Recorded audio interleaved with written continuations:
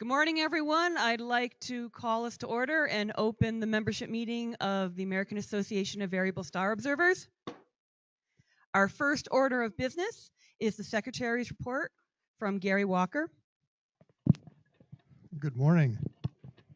The membership meeting was held Saturday, November 4th, 2017 at Vanderbilt University in Nashville, Tennessee. Meeting was called to order by Christine Larson at 9 a.m. Secretary Gary Walker read the minutes from the last meeting. Bob Stevens gave the treasurer's report. Our total assets were $14.9 million, broken down as follows. Investments and endowment, 13, cash, $300K, fixed assets, 1.32. Stella mentioned the members and friends who had left us that year. Stella gave her director's report. She had reported at that time 34 million observations. Many more highlights are in the minutes.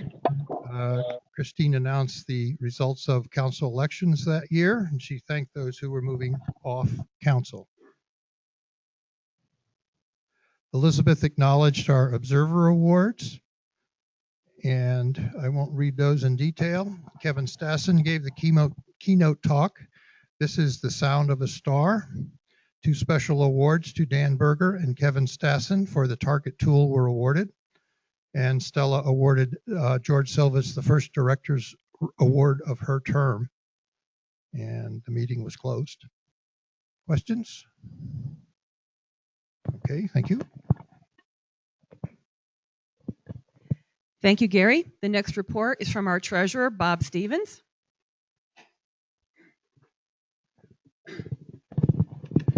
Good morning, everyone. I was going to say good morning, Vietnam, but we're not in Vietnam. Okay, so we're here to talk about the most exciting subject of the day, debits and credits. So I'll ask a question to the audience that I ask of every new accounting hire that I make in my firm. What's the difference between a debit and a credit? And I think you all know this is a trick question in that the credit's in the right-hand column and the debit's in the left-hand column. It's merely a test to see if they're overthinking the situation here, okay? Invented by the Italians 500 years ago, of course. So here, we're really talking about the financial situation of the AAVSO, where we are, what happened over the last year. Accounting is mostly a look-back process to see where what happened. Okay, this is what's called a balance sheet in any normal for-profit business. Since we're a not-for-profit business, we put a fancy term on it, calling it the statement of financial position. It is merely a snapshot as of the end of our fiscal year, which is September 30th, as to what assets that we happen to have at the time and what liabilities. And just for comparative purposes, we usually display it in the, oh well, no laser pointer. You'll see the right-hand column is just last year's numbers for comparative purposes. The middle column is this year's numbers. So what you clearly cannot read in text that, unless you had optical aid, says that we had $300,000 cash.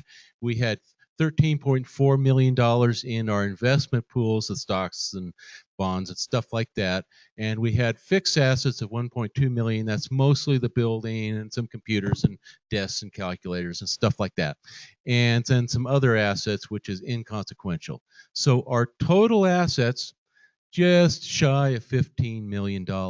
And you can see that's a very, very similar number to the prior year. In fact, all these numbers are pretty similar. So that's how much we had. What did we owe? Well, we had about $107,000 of liabilities. That's mostly payroll taxes payable, a few odd bills that were still due, some credit card charges hadn't been paid yet.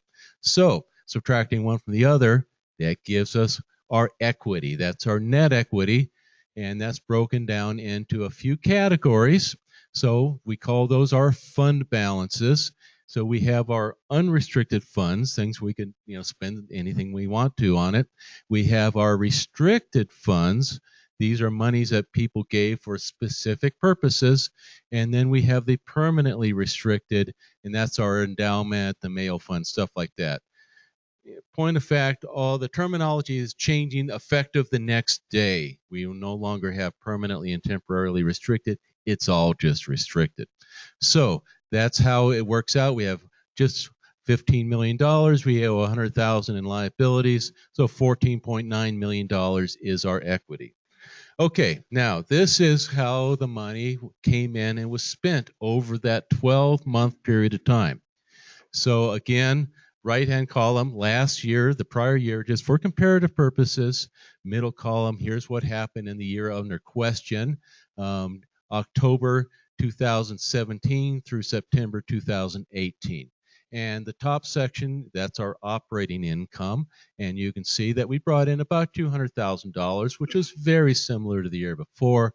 That's in the form of dues and contributions and the meetings like this, and some rent we collect on the space that we're renting out, and a few other odds and ends. That's $217,000. Now, our investment income is the next line. And as you can see, that's the lion's share of what the AAVSO operates on. So for the year of 2017/18, the investment pool grew by $546,000. That's a number of things. That's dividends collected. That's just the growth in the stocks and bonds and stuff like that. Then we have $150,000 of stuff given to the temporary restricted funds, mostly the APAS grant there. That's 2/3 of that number, and then a few other odds and ends. So we brought in $914,000 last year. You can see that is dramatically less than the year before. That's because the year before, the stock market went crazy. We had the growth of the investments of $1.5 million almost. We're not going to see that for some time again. So this last year was $546,000. And, you know, who knows what next year is going to look like. I haven't even wanted to look and see what the stock market is doing today. But nonetheless, 914, that's what we brought in. What did we spend, and what did we spend it on? Well, the biggest expense of the AAVSO is always the employees, the personnel. That's the salaries, that's the benefits, that's the payroll taxes, all the stuff that goes along with that, $493,000. A few other things, there's our program expenses there. APAS was the biggest of those, and then there's a few other things that are in there, so that's the $107,000. The contract services, $114,000. That's our computer people, that's the attorneys, that's the accountants, that's the bookkeeper. All that stuff is the $114,000. The building, $51,000. That's what it costs to keep the building going. That's the utilities, the light bill, the fixing various things that break in the middle of the night. And the meetings, $37,000. That's the cost to put on the couple meetings and a few other things that happen throughout the year. There's an item down there called depreciation, $53,000. What the heck is that? That's just a measurement of how the building is wearing out. That's just a mathematical calculation and does not reflect a use of cash. So keep that in mind. Miscellaneous is everything else, office supplies, so on and so forth. So we spent $946. So this says, well, we spent more than we brought in, but we didn't use cash because even though this says we have a loss of $31,000, 52 of that is depreciation. So it did not use cash in this example. So this is the traditional profit and loss statement if you're running a small business. But we like to look at things a little differently and break things out by category. So here's our categories. We're going to break this out by fund now. The same numbers in the right-hand most column, but you can see that here's what's happened in the endowment fund. Here's what happened in the various restricted funds. The operation is what we're calling the unrestricted right here, and then the total. So the total comes up to the same numbers, at least within rounding. And you can see that in the unrestricted funds, we now have a loss of $104,000. And most people look at go, well, that's bad. We're not supposed to have a loss unless you plan for it. Because you'll notice up there on the first slide, we had $300,000 cash in the bank. And we decided that we're not earning enough money on that cash in the bank. we want to put that back in the investment pool. So at some point in time being specifically July, we stopped drawing from the investment pool to draw our cash balances down. And so we can see that in this particular case, we took out 464. We had actually budgeted to take out a lot more than that. So we actually left some money over in the endowment funds. So the loss down there was actually planned. So a good plan is always, you like to see it come to fruition. Here's the same numbers for that very same operating fund with the budget that we had set up at the start of the year. So there's our 217 that we brought in again, and we budgeted to bring in 204. So we actually brought in a little bit more than our budget. But when these budgets are constructed, we're always a little bit conservative, and we're not sure quite how much money we're going to get from meetings and stuff. So let's not overpromise and underdeliver. So in fact, we over-delivered to the tune of 13,000 in revenues here. And but this is the thing I was talking about. We budgeted drawing out 624 from the endowment fund. We only took out 464. So we left 160 in the endowment fund. So that's important to know. So again, that comes down to why is it that we have a loss down here, and because we caused it, deliberately so. And finally, just to wrap things up here, this is what happened in all those various restricted funds. AAVSO net on the far left-hand corner. For the year, we spent more than we brought in, but there was, if you remember from the first slide, there's still $20,000 sitting there in that fund available to be spent. The word wrap is kind of weird up here, but that actually does say director's discretionary fund up there. Brought in $1,500, didn't spend anything. These other funds are mostly being closed out. The Dunham Foundation is being closed.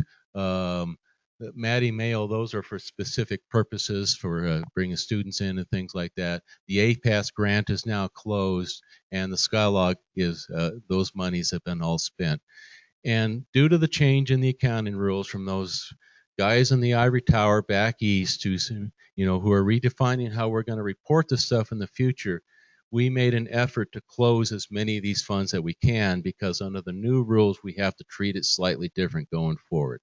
So that's it. I hope everybody stayed awake, and I don't see any foreheads on the tabletops out here, so you might have a question or two. A question from Bill Goff.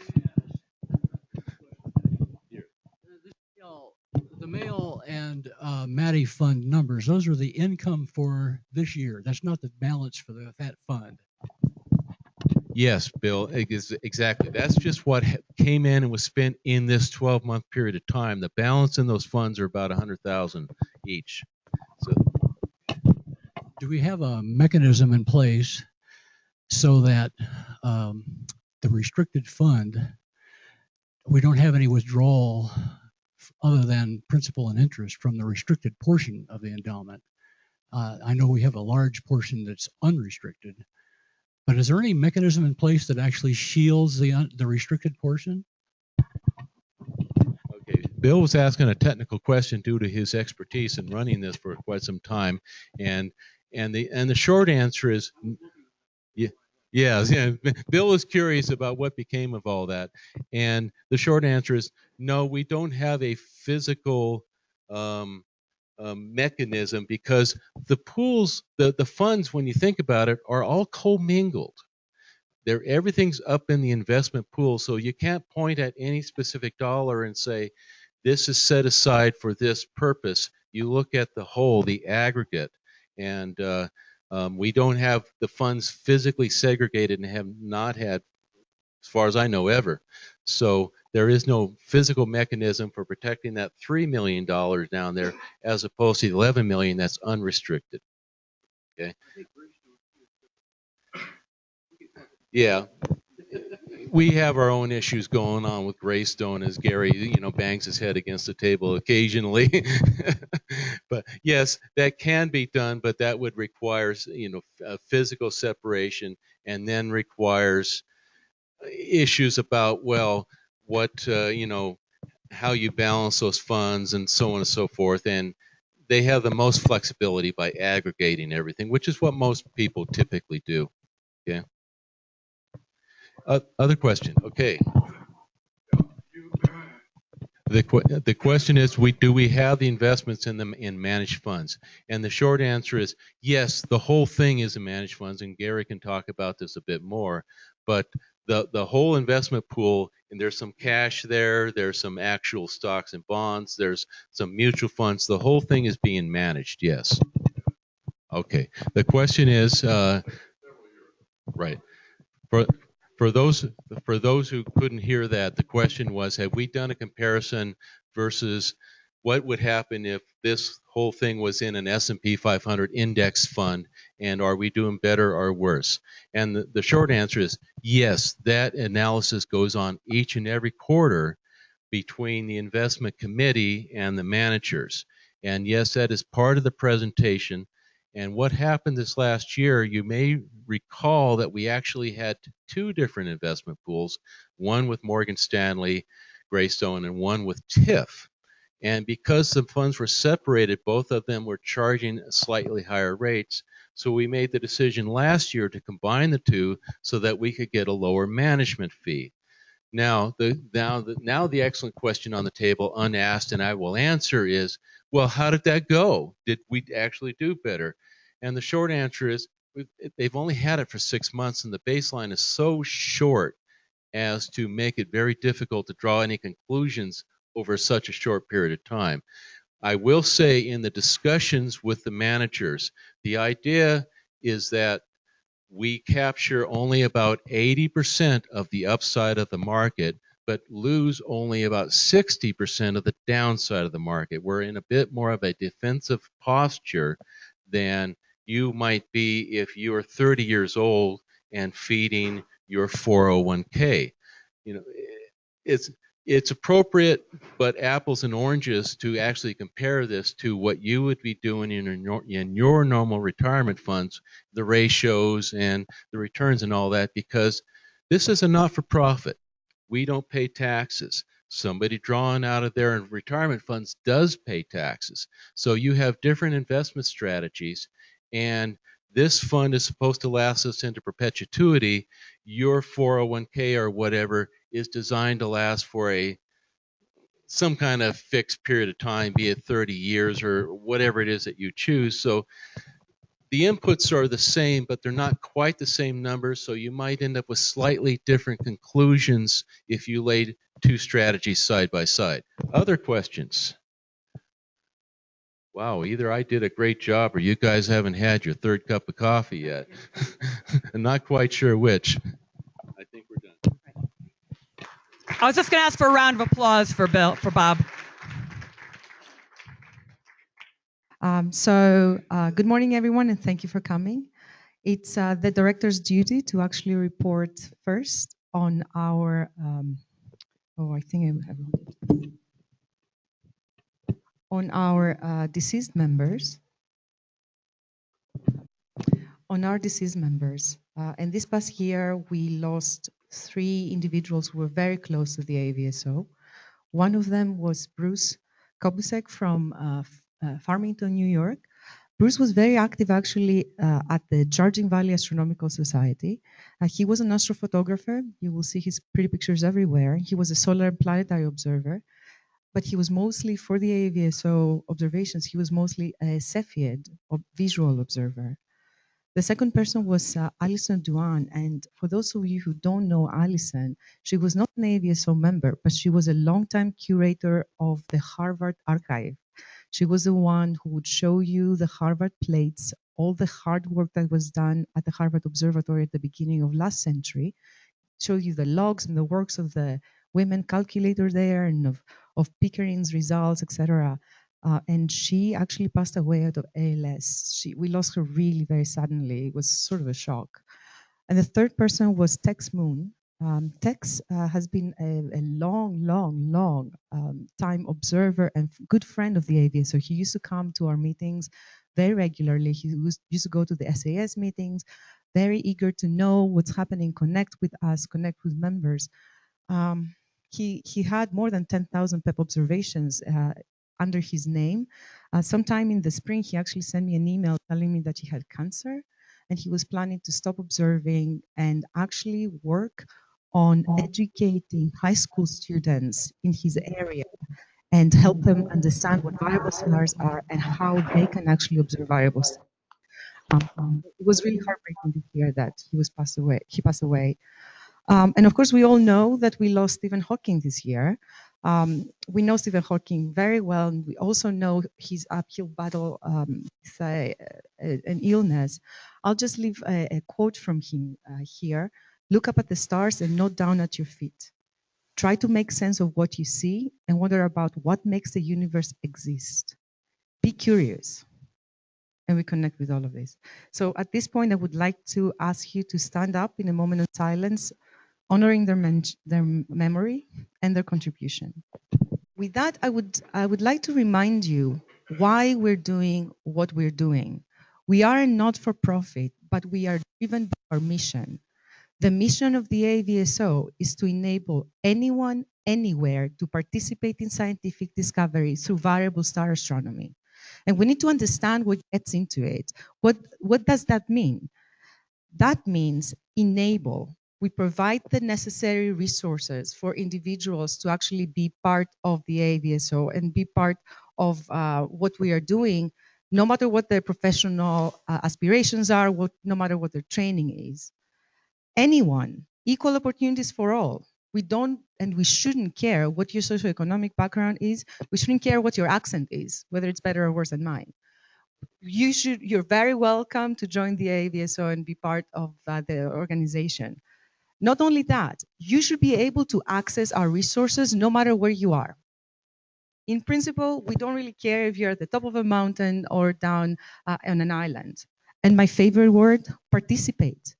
Be an active member of this collaboration that is called AAVSO. Acquire data, analyze data, try to understand data, discuss data, be a member.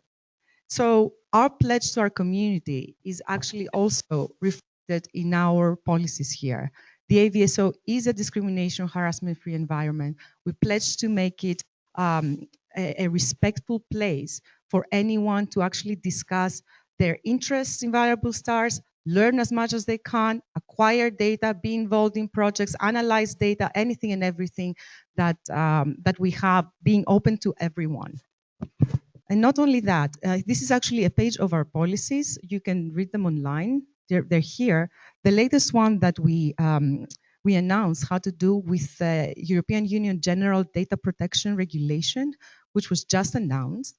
Actually, this GDPR policy simply replaced an older directive that was in place in 1995 and pretty much tells how companies can share data of their constituents, of their customers amongst the community. The AAVSO always shared personal data of their observers only to give credit. So for example, when you're submitting data in our database, your observer code is attached to your data point so that you can actually get authorship or credit in your data. That's the only thing we're doing. We're not sharing personal information. We definitely don't keep financial information, but we don't share it with any third parties. Plus, we make sure that our data is being used only for research purposes.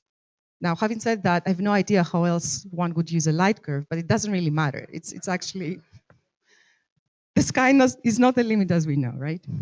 So with that, I would like to introduce to you my colleagues, the team that we have at the AAVSO headquarters that make everything run. They work from science, data quality control, operations, anything. They're the people who are continuously in collaboration, in contact with you when you're asking questions, when you need help, when you're actually giving us feedback. And I would like to start with the science team that is led by Bert Pablo. Where's Bert? Do I have everyone here? Please stand up. Stand up. Bert, our new astronomer who's been with us for a year now, and he's still with us. He's not running out crying, screaming. We have Elizabeth Wogan. Elizabeth. Ooh, there we are. You know Elizabeth for decades. She's been a very valuable employee. She's the one who's actually checking data, working on our publications, journals, reports, etc. Sarah Beck. Where's Sarah? When it breaks, she fixes it. When it comes to her software, she's actually working on data quality control again and light curves. Sebastian Otero, who could not be here, VSX, the mentoring program, he's in charge of that. And not only that, we have a lot of fun with Sebastian discussing science. Kathy Spirer and Owen Took, I'm going to bundle those two because, oh my goodness, they're a team and they're a fantastic team. They keep us running. Without Kathy and Owen, we wouldn't be here to begin with, meetings, right? But all aspects of operations, anything you can imagine, is because of Kathy and Owen's hard work. And Mike Saladiga, who is close to retirement. He doesn't want to retire yet, but he's working on our journals and publications. So can I have all my staff standing up, please? And can we thank them for the contribution above and beyond?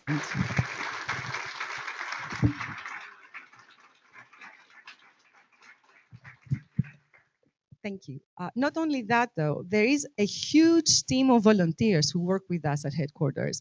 And we know all of them either by email or in person, so I would like to acknowledge those as well. There are about 150 individuals, so they would really fill the screen with tiny little letters that no one would be able to read. Instead, I would like to just tell you how we work with them. I have to remind you, council and committees consist of volunteers. These are individuals who give us their expertise, their professional credential, etc., to actually run the organization. This is the leadership of the AAVSO. VSX team, other than Sebastian, we have volunteers working on it, observing sections, charts and sequences, data validation, mentoring program, choice course instructors, software development, AAVSO net. And by the way, there's a very nice poster here about the Bright Star Monitor and the new observing section. Please take a look at it. The team is here. Can I have the AAVSO.net team please stand up? And the chair, Mike Nicholas, is here. So ask him all the tough questions. Don't ask me. Thank you. And then our archive, data digitization, making sure that our light curves are as complete as possible. Newsletter, contributing authors, again card projects, translators. I'm pretty sure I'm missing some. So thank you all, our community, for being with and behind the AAVSO and making everything happen. We wouldn't be able to do all those things without you. So with that, I would like to migrate to the director's report. This is an outline. I'm going to talk about the AAVSO progress report, a health check, more or less, on how we're doing when it comes to members and data. I'm going to present a little bit of research highlights. I want to brag about the cool science that came out of the AAVSO this past year. We're going to talk a little bit about some projects that was done at the AAVSO this year and some that were completed, some in progress, upcoming meetings, and then we just closed our elections, so we will discuss election results and some observer awards. So I would like to start with our membership. Our membership, in principle, is flat. When somebody is asking me how many members we have, I tell them we have 1,100 plus or minus 100. So that is, I'm a professional astronomer. 10% error is actually expected. So that is more or less how we're doing. This is our full members with time. I'm just plotting here the last decade, and these are the new members. So pretty much you want to see how many of the old members we have, you just subtract this from that. So right now in 2018, we have 1,224 members. What is really interesting is to see where those individuals come from. Most of our membership come from the United States. So about 65% are from the US. And then we have, this is pretty much the top 10 countries where we have members from. Canada, United Kingdom, Australia, Italy, France, Germany, Spain, Belgium, Netherlands, and a 12% other. And this 12% represents 45 countries. So in principle, we have members from 55 countries. Considering that there are about 200 countries on the planet, we have membership from a quarter of the world. We need to do more, but still, this is not a bad statistic. What is very interesting, though, is to see where our active observers come from. And the picture that emerges here is different. We have a 32% of our observers come from the continental United States, and we have actually some from Hawaii as well. We have observers from United Kingdom, Spain, Canada, Germany, Italy, Australia, France, Hungary, and Poland. And this is most of our members, but then we have a 26% other. So we have 952 observers from 53 different countries contributing this past year up to the end of September. And what I find more interesting is how these individuals observe. Half of them are visual observers. So we have a lot of visual observers actually still in our membership, which makes me really happy because I'm a very new visual observer myself. Remember, I didn't say I'm a good one. I said I'm a new one. We also have an increasing number of CCD observers. We have an equal amount of number of DSLR observers and sunspot observers. I love seeing individuals continuing sunspot observations and continue our index here. We have a smaller number of still PEP observers and SID observers here. So this is how our observers have been observing. This past year, we also saw an unprecedented so far increase in our observations. Until the end of September, we had more than 36 million data points from the 34 that was reported in the last annual report. And actually, we've crossed the 37 million data point this past month. We need to remember, these are not data that come out of an automated robotic survey. These are not data that have been reduced by a pipeline. These are data that each and every one of you has been acquiring and submitting in our database and checked by AAVSO staff. And actually, just for fun, this is completely random. This is where the 35th and 36 million point came from. The 35th million point was acquired by Tony van Mooster in Belgium, observing BYCOM with a CCD imager. And the 36 by Daniel James Coultier from the United States, observing assassinating EY, using again a CCD. Now, here's another interesting plot. We acquire the data. Who uses the data? Who downloads the data? And this is again by country. So I find this even more interesting than the other two, simply because it showcases that also, although the top 10 countries are US, Japan, Ukraine, UK, Australia, Sri Lanka, Poland, China, India, Brazil, there's a 50% in this other. So we're talking about 50 countries on the planet that is downloading data. So we don't have exact numbers unless if somebody who downloads data gives us information about why they're going to use them. We don't have exact information. Most of the data, though, are being downloaded either for publications, for conference presentations, posters, or for preparation of observing runs. So it's very interesting to see how the professional community and non-professional community is using that data. I would like to see more student projects. That's a different story.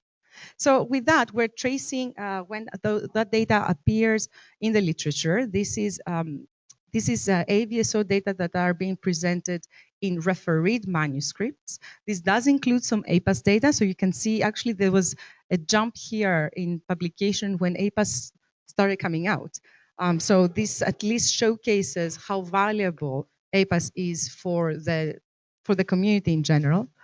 And with that, I would like to show you some of the highlights of those publications, some of the fun projects we have been involved in, and some of the fun projects that were completed. And I would like to start with this, because boy, that shows who the AAVSO observers are and how dedicated they are. This is a nova, a recurrent nova in the Andromeda galaxy. Taking a step back, novae are considered to be good candidates for supernova 1As. And we hear this buzzword of supernova 1As non-stop. They're extremely important objects for cosmology. They're extremely important objects for the distance ladder. So at the same time, we haven't identified a progenitor. We haven't seen one of those events going kaboom. We know they come from white dwarfs when they reach 1.4 solar masses. We suspect that actually the best theories tells us that some of those white dwarfs come from semi-detached binary systems like that accrete really fast. And as they accrete really fast, from time to time have nova eruptions. When you see really dense nova eruptions, the white dwarf is increasing in mass and throwing out a small part of the accreted mass. So the white dwarf is really increasing fast. This object is really unique simply because it's the fastest recurrent nova that we know of. It has a recurrent period of 1 year. And it's usually recurrent periods are 10 years, decades to centuries. This one is the only one we know of that goes kaboom every year, and usually goes off in October. So I was at the conference in 2016. I was talking to the researchers who work on this particular project, Martin Henze and Matt Dunley, and they were telling me that their biggest challenge was to actually catch this nova in eruption because first, it's in the Andromeda galaxy. You can't see it when it is in quiescence. And second, when it erupts, it reaches 18.5 magnitude, and it declines by 2 magnitudes in 2 nights. So either you catch it or you don't, and if you don't, you've missed it. So what they wanted was, they were wondering whether people could actually observe this object nonstop and even collect upper limits when it was in quiescence, so that they would assess whether the eruption period was indeed 1 year. Up to that time, they had 8 data points. They were showing that every single October, the thing was going off. Exactly because the eruption date was October, they were wondering whether the eruption period was actually 6 months instead of a year. So it was much faster. But you know, sometime in the spring, there's this thing that's called the sun that obscures everything. So the object was behind the sun, as the Andromeda galaxy was behind. They were like, you know, 6 months make a big, big difference, simply because the calculated mass of the white dwarf in this one is 1.38 solar masses. Very close to the Chandrasekhar limit. So this one is really ready to go kaboom. So at some point they said, well, could your observers do that? And I'm like, of course my observers can do that. So we contacted a group of observers in the northern hemisphere, because this thing is in the north, and asked a group of really educated, very sophisticated, extremely dedicated people to look at the blank part of the sky for a year in a row, just in case this thing goes off. And at some point when I was discussing this project with Matt and Martin, I'm like, you know, what you're saying is crazy. I mean, people really want to see objects, not like blank. Everybody delivered. And not only that, in 2016, we managed to actually lock down this the recurrence period, because we had observers who were observing so close to the sun, we missed only 15 days of eruption. Not bad, isn't it? Now, the cool thing is, that doesn't. So we got the eruption of 2016. It happened a little bit later than expected.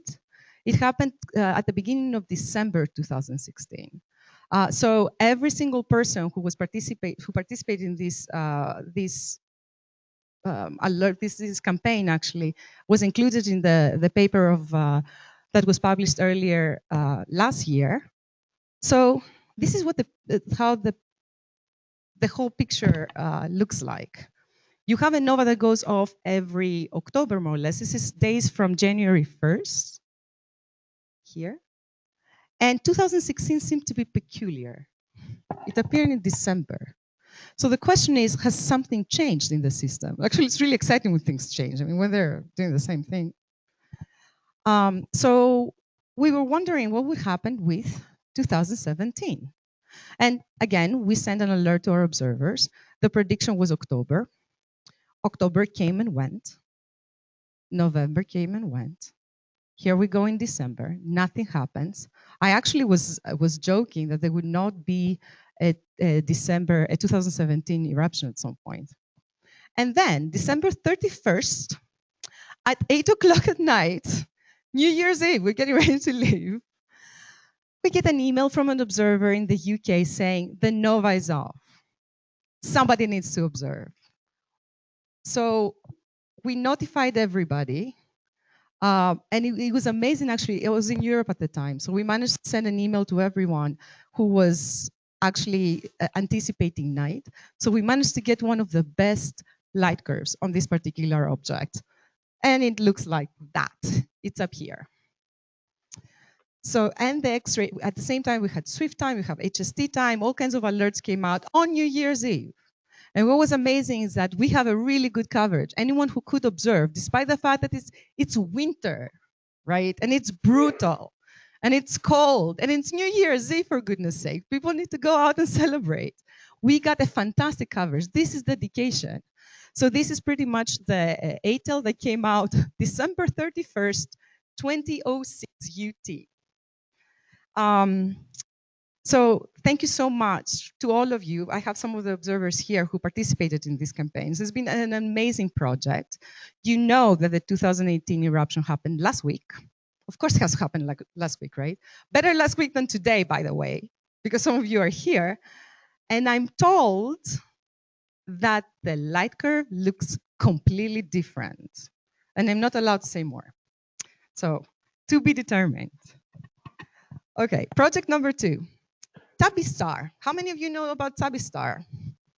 Awesome. Everybody knows about Tabby Star. Tabby Star is this crazy object that presumably was doing nothing. It was in the Kepler field, so there was a Kepler satellite light curve. And actually, it was discovered by non-professional astronomers as a result of crowdsourcing of Kepler data, because it escaped all those pipelines, the data analysis techniques, etc., the professional astronomers had. So to begin with, this particular object would not have been known if it wasn't for individuals with no degree in astrophysics being very, very diligent, looking at every single light curve that Kepler produced. So Tabby Star is special because pretty much it was known to be a constant star. It didn't show anything interesting. So it was doing pretty much nothing for 2 years. And then one day it showed a dip. And then nothing for 2 more years. And then one day it started showing this, and it's blown up here. And what on earth is going on? And then Kepler stopped observing. It's equivalent to reading a very interesting book, right? And you get into a very critical moment, and you turn the page, and it's blank. And you're like, really? Now what? So theories that came out of that ranged from a swarm of comets that is actually falling on a star and obscures part of the light, and that's why we have irregular light curve dips, to Dyson spheres and exo life and whatever was going on. The bottom line is that Tabitha Buyajan, who was the PI of this particular project, asked our community to observe. And our community, of course, delivered. She also had Las Cumbres Observatory time, and this is her LCO light curve. We started naming dips. So here you have Elsie and Celeste, and I can't pronounce the other one, and Angkor. Here it says for you guys. But the interesting thing is that Tabby actually published a paper, the first paper out of the campaign. This paper has 176 authors, 102 of which are our observers. So anyone who submitted even one data point for this particular campaign is a co-author in this paper. Please keep observing it. We have no idea what Tabby Star is.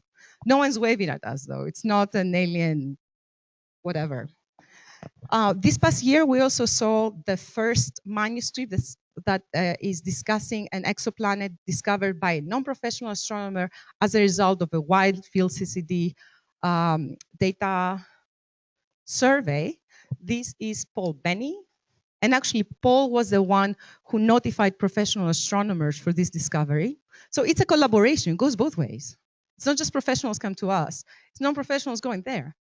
To talk about this, planet. This is part of the manuscript. You can see the beautiful, beautiful light curve here and all kinds of planet results here. It's a Jupiter-sized object.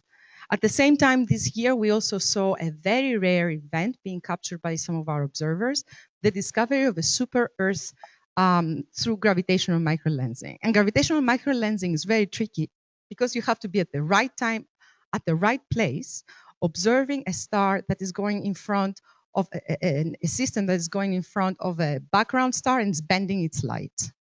It's not extremely faint, but you need to know where you're looking. So once an alert goes out, people need to really observe at that time. And thanks to our observers, the event itself was captured, and there's actually a very nice paper as a result of that. And of course, our data appear in all kinds of press releases and showcasing light curves. At this point, it's expected. At this point, we consider it natural.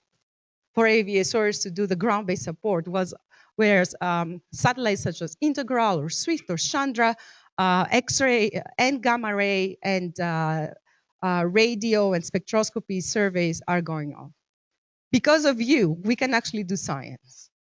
So from there, I would like to shift gears a little bit and talk about what we have been doing this past year in order to support this effort and support you, our community, to do your work better.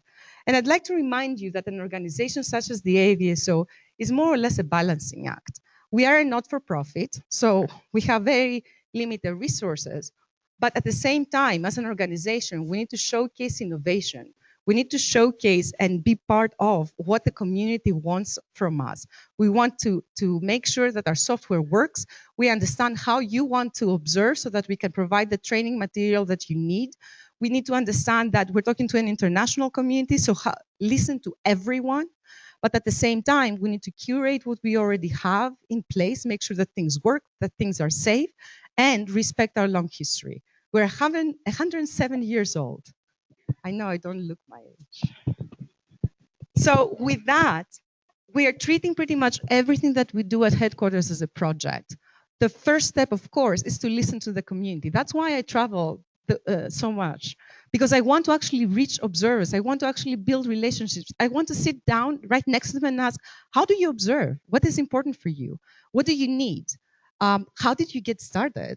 I mean, people are sharing all kinds of stories with us, but then come back to headquarters and share with my colleagues and share, including council, this is what I heard, this is what I know. And when more than one person tells me something, it's a sample. We really need to actually pay attention to a couple of things. So from that, we need to determine what we need in order to improve a piece of software or database, and make sure that everything works together, because we have a specific technical requirements at the AAVSO.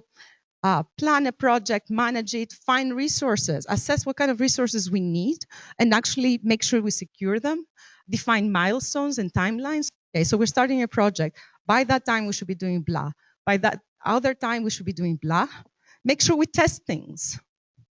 So when we get to a place where a project is being completed in a satisfactory way, we gather task forces, we ask people to actually break it, and then we start a cycle of fixing and breaking. And then from there, test it on the development server, make sure it works, test it on a live server, make sure it works, deploy.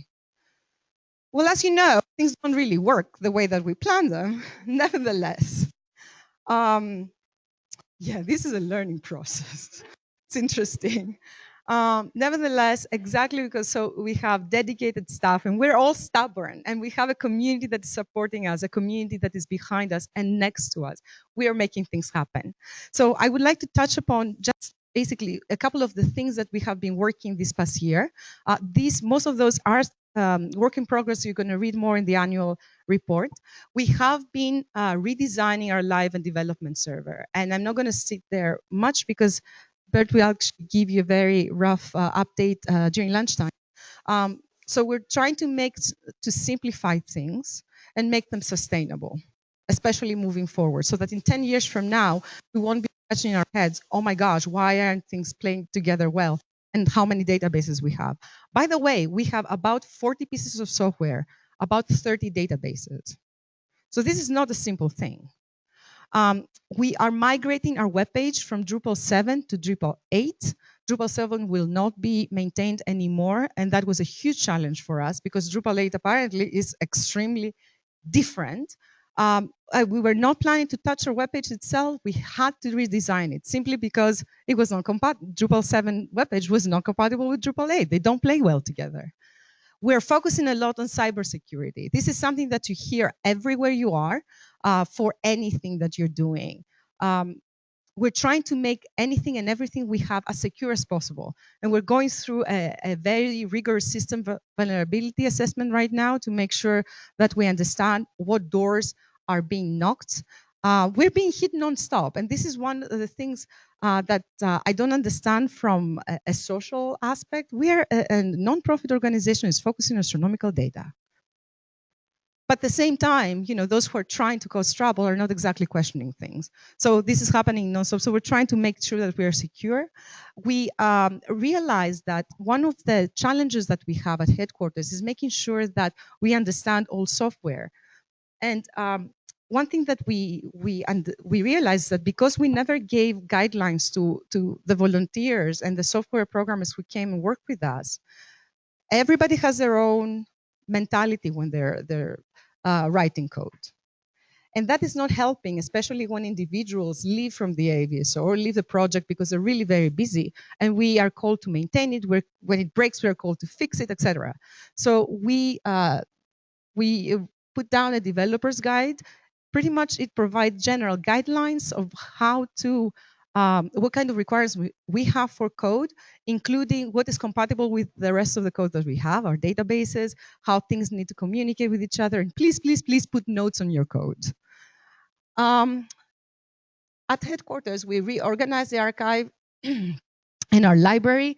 Headquarters building maintenance, as Kathy and no one can tell you, we've been really challenged this past year, from alarm fails and having the fire department coming every day for a week at headquarters, to gas leaks, so things that needed to be fixed in our building, which is one of the main assets that we have.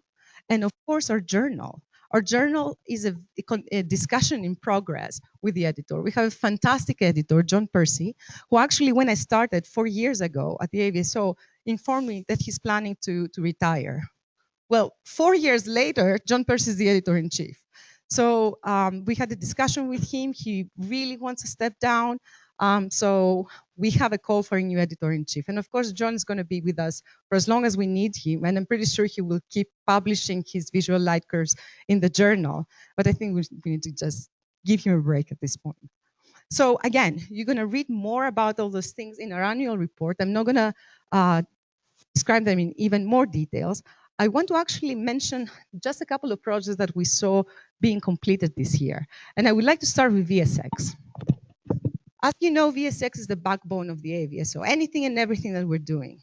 It's a super catalog of variable star information. And actually, I dare say variable of object information, because we have some AGNs that technically are not stars or dead stars. And we have some exoplanets, which technically are not stars, they're rocks or whatever. Mostly we have variable stars in them. And VSX has been fantastic, fantastic resource for anyone who's interested in figuring out what kind of information exists on specific variable objects. We're very fortunate to have Chris Watson, who actually wrote VSX, here with us today. So this is what we're doing with VSX, Chris. We are, right now, we're at more than 500,000 objects, 500,000 objects on VSX. We're being enriching it nonstop. So we are implementing new catalogs thanks to Sebastian Otero and Patrick Wills, who is a volunteer. So every time a new survey publishes a catalog, we put it on VSX. So we had data from Kepler K2, from SuperWASP, from Assassin, from Gaia. They're coming to VSX. We also listen to the community. So we're asking individuals to tell us how we can improve it. We want to consider everything that we do at the AAVSO as a work in progress, something that is evolving. And one of the things that we heard last year is that we don't have very clear guidelines for first-time submitters of information at VSX on how to submit their data.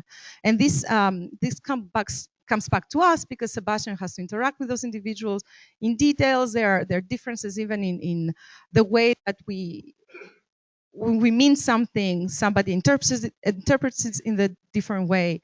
And we realized that it was our fault. We needed to provide a manual. We needed to provide details. So we gathered a task force. Dave Hinzel, Juan Luis Gonzalez Caballo, Gabriel Murawski. We've been working very close with those individuals, and of course, Sebastian and Patrick, to provide a new manual for VSX.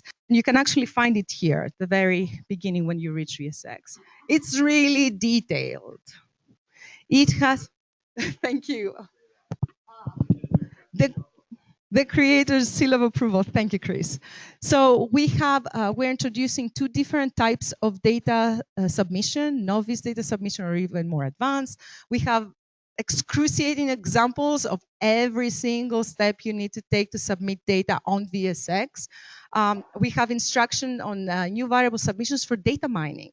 You can actually improve VSX records if you want to go to a survey such as Assassin or PanStars and find new light curves on existing objects. So we're going to give you credit for that. We also have a dedicated frequently asked questions page. Most people ask the same question. So we actually point individuals to that, and we continuously moderate the information that comes on VSX. Not that now we have the manual, no one's going to be checking anything.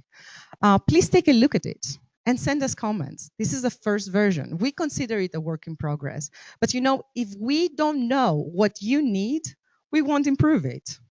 As far as we're concerned, we're perfect. Does this make sense? So please take a look at the manual. We will keep uploading new versions as we go. So that's VSX. Oh, and by the way, there is a poster here. Which one? This one back here. That talks about VSX in more details and presents some new this information as well. The second thing that we did was create a site and equipment page. Thanks to George Silvis. Where's George? Who's been the brain behind this. And this was generated in order to keep an online inventory of our observers' capabilities in order for us to be able to bring you the right targets, the targets that are appropriate for you in front of you. In principle, it wouldn't make any sense for us to send a northern hemisphere target to someone who has a telescope in the south. But we wouldn't know that you have a telescope in the south. So we would like you to actually upload your information. Again, this is not shared with anyone. It's going to be on your profile, but it's for our information. You're going to find more information on the site and equipment page here, this poster here, and please feel free to ask George on how you can register your equipment.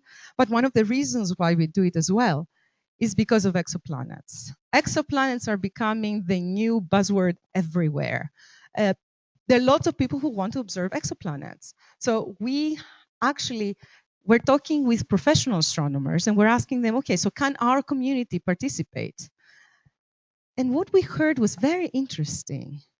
One thing they said is that, yeah, there are databases out there, but we don't really use the data. And we're like, okay, now we're listening. Why aren't you using the data? What's the reason? And they said, well, that for exoplanet observation specifically, a classic light curve, as in time, brightness, and error, is not sufficient. They need more information. They need air mass information. They need to know which comparison stars are being used. They need to deconvolve the light curve, et cetera, et cetera. And we're like, oh, does this exist anywhere? And the answer was no. And we're like, okay, so we have a group of highly qualified observers to observe exoplanets, and you're telling me you're not going to use their data? So that was the reason behind building an exoplanet database for the AAVSO. You can actually access it through WebOps. It's down here. Submit observations to the exoplanet database. I'm not going to get again in details on that. You find a poster here. We upload the photometry file and a snapshot of the observing field. This is literally what comes out from AstroImageJ. And we download the site and equipment information. We do need to know where your equipment is because we're making corrections for timing. A snapshot of the observing field and photometry files with the light curve of the object in differential magnitudes and differential fluxes. This was designed thanks to Dennis's interaction with the community. He's the brains behind that. So please take a look at the poster and send him emails if you have any questions. So with that, it doesn't really mean that we're not contributing to tests. You heard an amazing talk yesterday from Jesse Christensen about test observations. They do have a database, but what they're asking for is pretty much verification on whether something is an eclipsing binary or a real exoplanet transit. So they're asking for snapshot observation. Our database is meant to have legacy value. As I mentioned yesterday, it's meant to collect exoplanet transits of a group of stars that can be used for student projects or for thesis projects, for anybody's projects in 10, 20, 30 years from now. So we're talking about projects such as timing variations that would tell you something about the system, or perhaps a third body that is out there. I have no idea what the data is going to tell us, but we need to have the data first in order to actually do the analysis, right? So this is where this comes in play.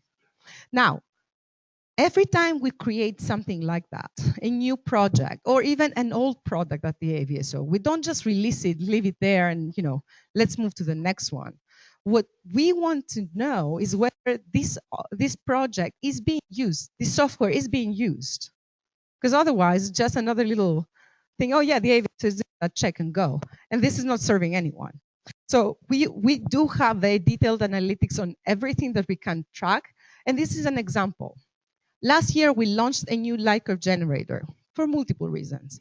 So what we have been doing is actually track and trace how the community actually access that. So what you see here is unique page views for LCG1, the old light curve generator, and unique page views of LCG2. So if not anything else, this tells us at headquarters that actually LCG2 is being used by actually more than LCG1.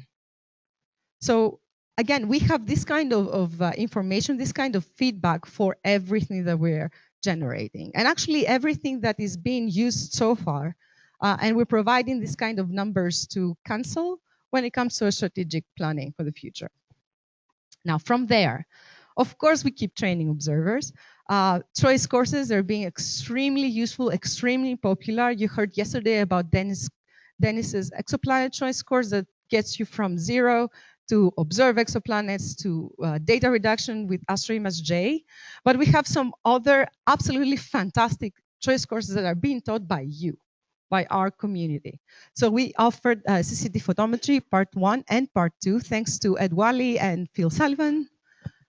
Okay, all right, so we got the CCD photometry course, I heard, and we actually get evaluations for those courses. So we do hear from the community, and that's why we want you guys to keep teaching them, because people love them. Variable star classification and light curves, Blake Corsby actually taught it twice, and we worked together with Blake to improve the course a little bit. We included videos, so he taught it again in September. Mark Blackford was offering his DSLR course, how to use VSTAR. I love VSTAR. It's so easy. Every time I work with a high school student, I point to VSTAR and they come back with the analysis. I don't even have to do anything with that. It's a fantastic tool for data reduction, data analysis, sorry. And we had a visual observing program thanks to a course, thanks to Michael Cook. So if you're interested in learning something different than what you're already doing, choice courses are really very good avenues for you. I would also like you to consider teaching one of them if you would like. So please contact me or any of the staff members if you would like to actually participate in choice course instruction. We'll really appreciate it. Now, another thing that we do is we have a very active mentoring program. And thanks to Sebastian Otero, last year we actually got more feedback on our mentors. We contacted every single individual and made sure that we understand what their needs are, where they are, their capabilities are, get some feedback about the interactions with their mentees, etc. We also had a call for new mentors, and now we have mentors, 27 mentors from 12 different countries, which is actually great because, again, we're reaching people in a language that they understand. So I'm one of the mentors, and because hashtag self-bragging. My student, I work with her, she was a high school student, I worked with her over the summer, just published her paper on AAVSO, so I'm super proud of her. And in principle, I can tell you, I didn't do anything. It was all her work. Other than that, we keep translating our manuals in different languages thanks to our volunteers. We're always looking for volunteers to do those translations, simply because people understand better than native language. So we're trying to actually reach individuals where they are. We developed a solar observing guide last year, thanks to Frank Dempsey and Chris Larson, Rodney Ho, Ralph and Tom. Actually, this is being translated into 5 languages so far. Take a look at it. It's a wonderful, wonderful guide showcasing how to safely observe the sun. As Chris mentioned yesterday, don't look at the sun directly with your eyes. So we're making sure that these guidelines are spelled out in there, and we continue our solar program as we go. And of course, there are other manuals and guides that are being translated with time as people are expressing interest. For example, the PEP Observers Guide was translated in French, the Practical Guide to Exoplanet Observers in French, and we had the variable stars, why they are and why we observe them, being translated in Uzbek. Is that cool? Now, from that, I would like to transition to next meetings. Our spring meeting is going to happen with the Royal Astronomical Society of Canada in Toronto. We're trying to take our spring meetings with, to have them joined with sister organizations, since one of the goals of those meetings is to strengthen our ties with sister organizations, with our community, and make sure we showcase what it is that we're doing, what value we're providing for our observers, for our members, for everyone. So we're going to Toronto in the spring, and we're still talking about the fall meeting, but I would like to actually advertise 2 more conferences that are happening next year, and I'm going to be there, and I'm involved in them one way or another. One of them has to do with a spectroscopy workshop that started last year at Sacramento Mountains with a small core group of people. We're test driving where we can. At the time, you were test driving. At the time, Francois Cochard from Sheliak actually came, and he gave a very nice workshop on how to acquire and reduce data for non-professional astronomers, and he discussed a little bit about the tools. Now we're having a bigger workshop. I think we capped it at 80? 80. Because 80 individuals, registration is going fast. So if you're interested in learning about spectroscopy, please consider coming to that. That would be interesting. And I'll be there as well, and I'll be talking about spectroscopy and the AAVSO. And the other one is the 4th European Variable Star meeting that is happening in Belgium. Josh Hamsch mentioned it yesterday a little bit. It's much more easy for those from Europe to actually go somewhere in Europe. It's within driving distance. So we're hoping to see some of our members and observers there. We're going to be discussing variable stars. It's in Brussels. We're going to be eating lots of chocolate. So there, it's in September. With that, I would like to actually, I have to show this, don't I? Yes, I do. All right, so sometime at the beginning of the fall, during a staff meeting, my colleagues actually said, we're going to actually put a challenge out there for everybody. And they said that challenge will be to have 100% membership renewals by the end of the calendar year. And you know, when your colleagues tell you something like that, you just sit back, smile, and nod. You're like, okay, let's do it. So we have a challenge for our members. Call your friends, tell them that they need to renew their membership by the end of this calendar year. So far, we're down to what, 40%? We have 40% in, so we have another 60% to go. So we're going to have a couple of more calls for membership renewals. But hey, I have brains. You know, I'm just the executor. The brains of the AAVSO are at headquarters. So that's what we're doing. And you can do it at the meeting. You have a computer, you can renew right now. We have paper, actually, renewals, etc.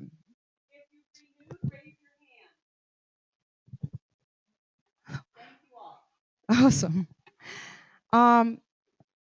This past year, we celebrated the 200th birthday of the first American female astronomer, Mariah Mitchell.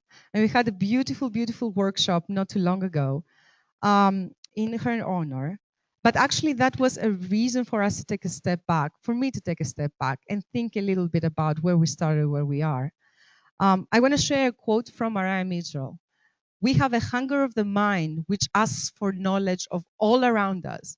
And the more we gain, the more is our desire. The more we see, the more we're capable of seeing. I'm pretty sure this resonates with most of you here. It pretty much says that the more we learn, the more we grow. And this is what the AAVSO is about, is we are a group of individuals who are learning together, growing together, and trying to understand some of the craziest objects in our universe, variable stars. And we do that in a collegial, respectful manner. So I would like to thank you for your contribution. I would like to thank you for being the AAVSO. And at this point, I would like to stop and ask if there are any questions for me. So thank you for being you.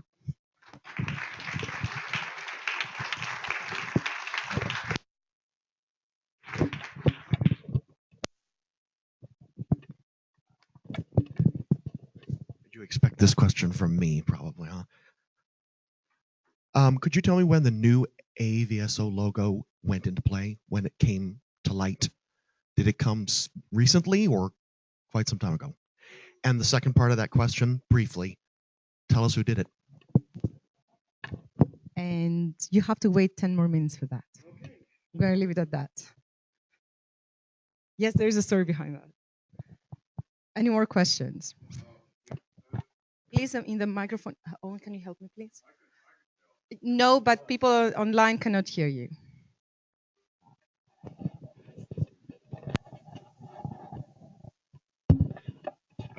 Yeah, I get all kinds of fake renewal notices in the mail, probably 30 or so from different organizations which want my money. And I was just, one suggestion would be to send out actual renewal notices by mail to anybody who hasn't renewed, because some people don't work with the internet that well. So it's just a suggestion. Thank you for your suggestion. Yes, you're right.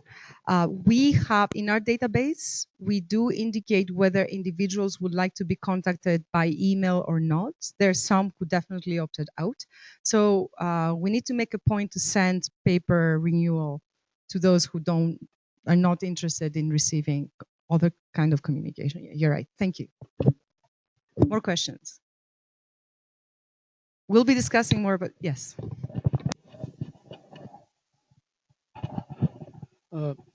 Just a suggestion. I'm pretty sure I've renewed. I'm pretty positive, but I keep getting these email messages to renew. So, you know, it might be good to change the program so that they don't keep coming out. But my question is, just out of curiosity, I noticed Poland and the Ukraine in your list of countries that are members or download stuff from the AAVSO. Why do you think Russia doesn't play a more prominent part, comparable to Poland or the Ukraine? I have no idea. I really have no idea. What I presented is data, information that we gathered. It's simply interesting to see where our contributors come from, where individuals who are downloading data come from.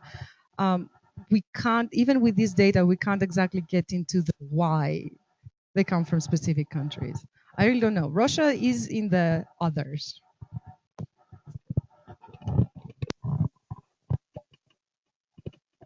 And by the way, actually our software in principle should not, once you renew your membership, you shouldn't be included in the list of renewal requests that we're sending. So please talk to Owen. There must be a glitch somewhere. Just a comment to Poland. I mean, Poland has a very strong astronomical community, and Assassin and Asas is Polish origin. So I guess that's why Poland is one of the countries downloading a lot of data. I don't know about Ukraine. Thank you.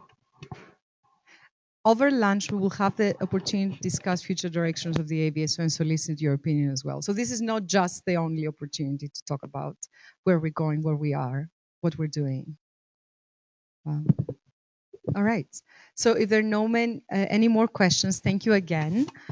And I would like to move to the next step of our morning program that has to do with council elections. Okay. So there's a lot of moving pieces here, so bear with me. First, I would like to recognize the outgoing councilors who are not standing for re-election. Those are Tom Calderwood, Katrianne Kohlenberg, and Mike Joner. Mike is here. Please stand and be recognized. Can you please applaud Michael?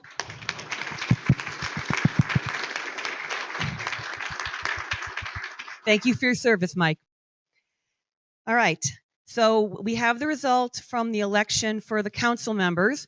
We have a current council member who is moving up into the officer roles. So we have 5 slots for new council members. And so our 5 new council members that will be joining on council are Greg Sivikov, who was reelected, Robert Buckheim, Ken Hudson, Kevin Marvel, and Brad Vici. So can we have those people be thanked, please?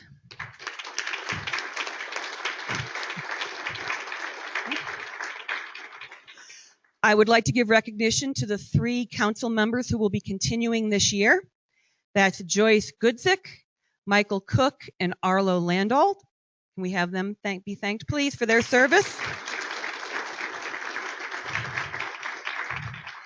And so now I'm going to be revealing the results of the new officer slate for 2018 to 19.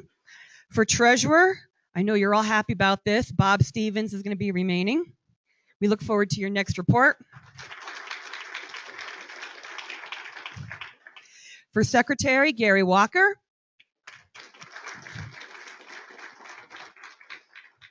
For second vice president, Richard Berry. First vice president, Bill Stein. And for president, Gordon Myers.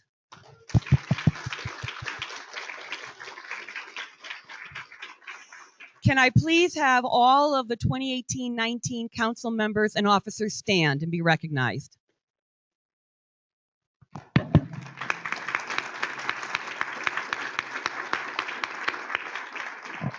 And I will be remaining on council for 1 more year as past president.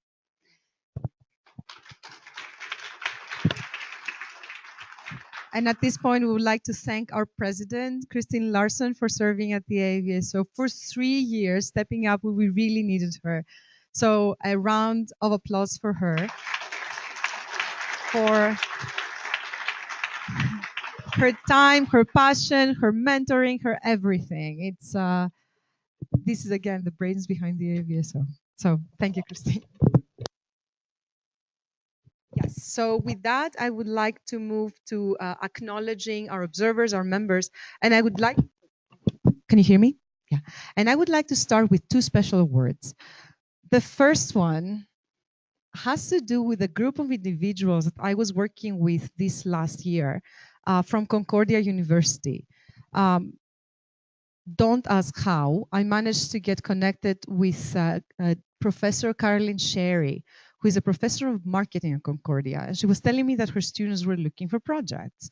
And I'm like, oh, maybe they can actually start thinking of how we can market the AAVSO. How are we going to present the AAVSO to its whole community, its existing community, and its community in the future, those who we have reached and those we have not reached yet? How do we translate what the AAVSO is about? How do we actually start this discussion and trigger interest from individuals who are kind of lukewarm about astronomy and perhaps bring them our way? We have been working for a full year, and their task was to understand the AAVSO. Because remember, we're a very diverse organization. We're an international organization. We're an organization that spans all ages and all interests and all genders and everything. So they have been even studying our mission, our documents, who we are. We were having discussions.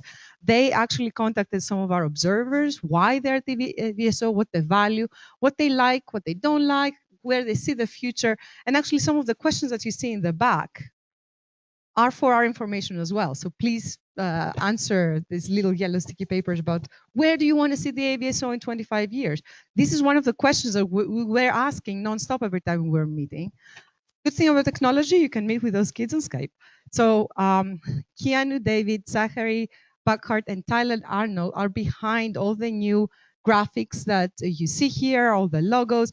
I was very pleased to see that the first thing they came up with when it comes to the AAVSO is that we are the legacy. And like, yeah, now you get it. They're 20 years old. They talk to their friends asking about whether they've heard the AAVSO, what they would like to see more about an organization like that. How would they be enticed to come to the organization? So that comes back to the discussion we had yesterday.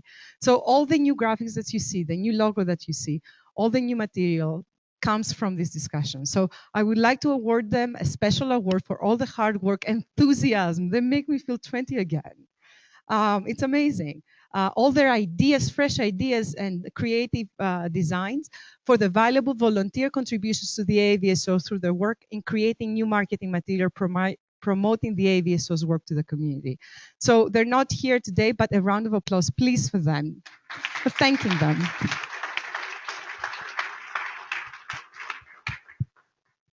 So the second special award I would like to give today has to do with the VSX team, the team of volunteers who comprise the task force that we put together in order to work on the manual. And it's amazing.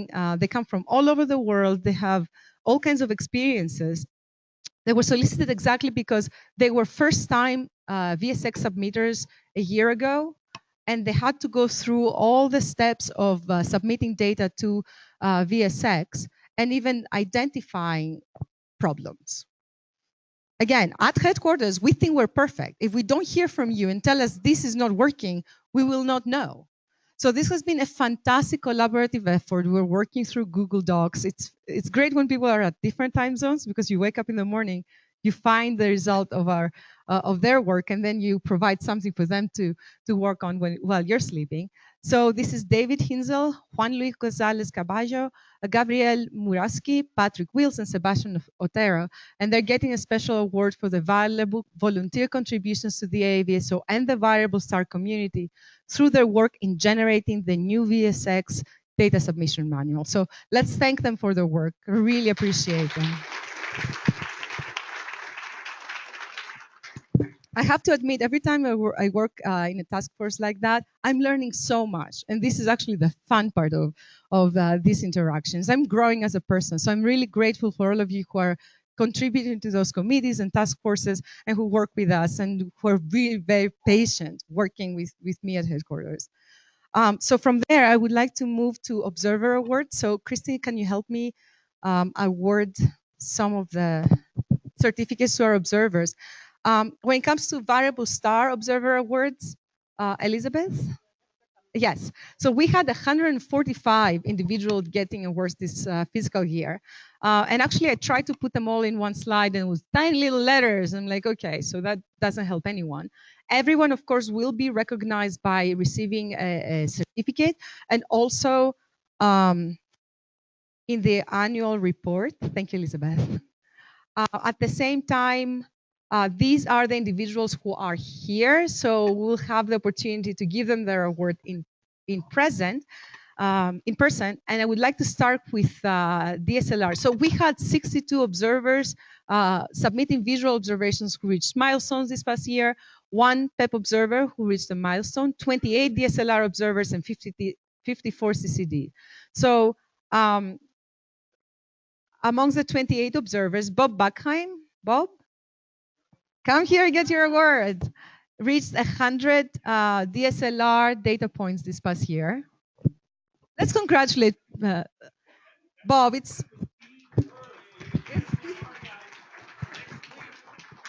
awesome. Great.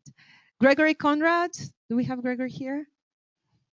100 DSLR observations.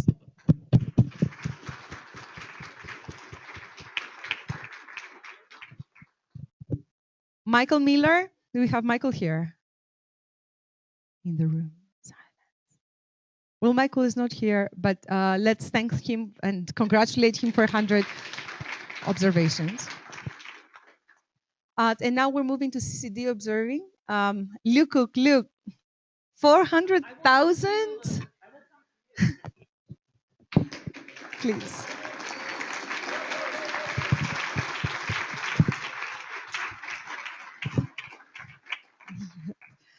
Gordon Myers, our next president, 400,000.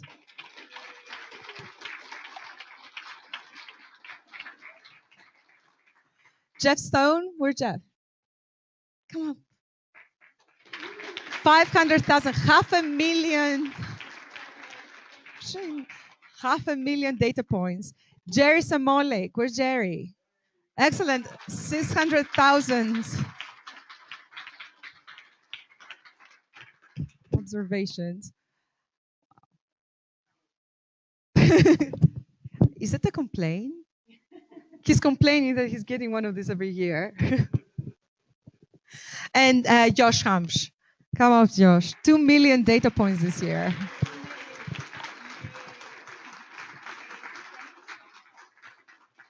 Awesome. All right.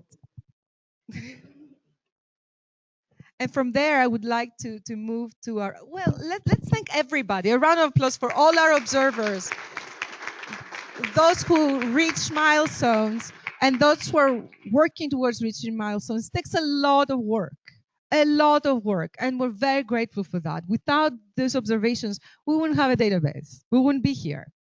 So thank you all. From there, I would like to move to my favorite star, the sun, Solar Observing Awards. And we have to remember that the sun is a very tricky object to observe, not because of a technique, but you're taking one observation per clear day. This is where I can actually say you're taking an observation of a variable star during daytime. But in order to reach milestones, you really need to have acquired that observation every single clear day. So 100 observations, for example, cannot be acquired during the same day. And you don't know if it's going to be cloudy next day. So there's a lot of very hard work that goes into solar observing. So we have some of the solar observers here, and we would like to acknowledge them. We'll start with John O'Neill. Where's John? My mentor, actually. Come, John. Let's thank John.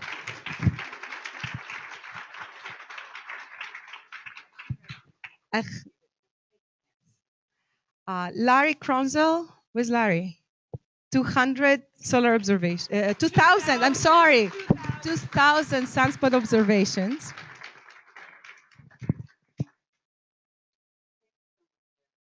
Thank you. Brian Kudnick, 5,000 solar observations. Where's Brian?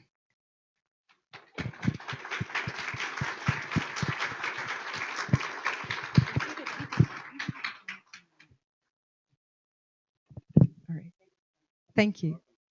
And from there, I would like to migrate to a different sort of solar observing, seed observations. There are individuals who are actually monitoring sudden ionospheric disturbances. And we have 2 individuals who reached a 40 reports milestone, one of which is here. Where's Ken Menzies? Ken.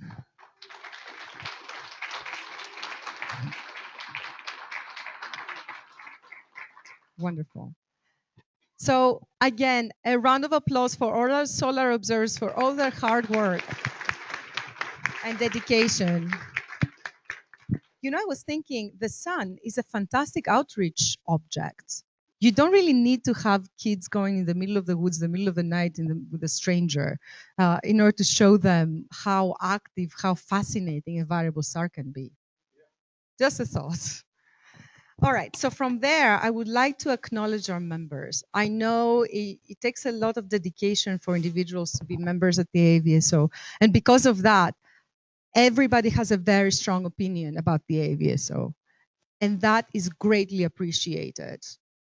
The AAVSO is part of who you are, and the reason why you're here is to celebrate that. So I would like to acknowledge our members who have reached 25-year membership milestones and 50-year membership milestones. And I would like to give them their pin. We have them here. So some of them actually reached more years than 25 or 50. However, they're here, so we have the opportunity to give them their pin in person. And with that, I would like to start with David Cowell. Come, Dave. 25 years AAVSO member.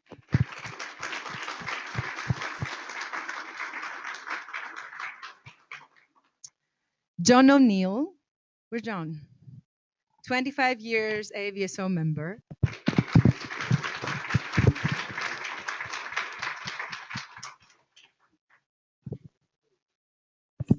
Gary Walker, 26 years AAVSO member.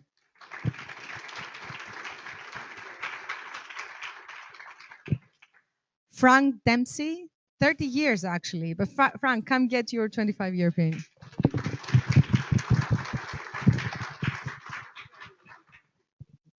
And Liu Cook, 45 years. So I was debating on whether I should give you your your 50-year pin and your 25 together, but may as well just give you your 25 now. Not yet. Well, I was going to wait for 5 more years.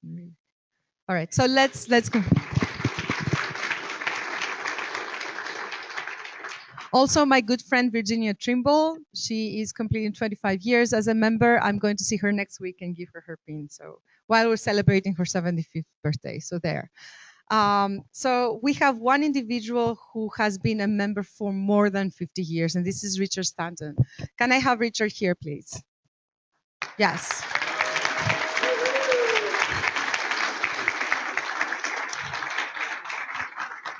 This is your 50-year pin. Thank you so much. You've been an amazing friend of the AAVSO. Fantastic. So I know.